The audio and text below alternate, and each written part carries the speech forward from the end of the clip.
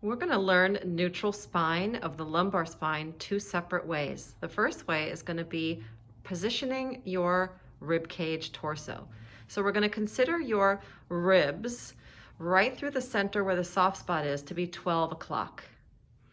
The tailbone will be 6 o'clock. Good. So let's think about dropping the 12 o'clock down into the mat, and that should flatten your back. And then release. And 12 o'clock down. Hold that down and now tilt your 6 o'clock forward and down, which should create a small space in the small of your back. So we are heavy at 6 o'clock, 12 o'clock with a small space in the low back between those two spots. That's one way to find neutral. The second way would be to just consider the pelvis and think about the pelvis as a bowl that tilts backwards and forwards.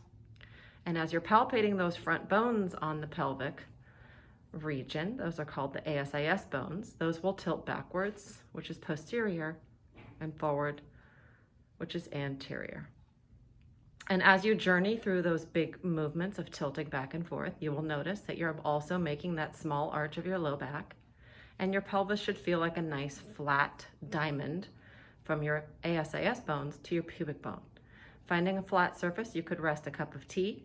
That would be basically a neutral pelvis, which creates a neutral spine. We're going to work a neutral spine for most of our exercises for stability and strength.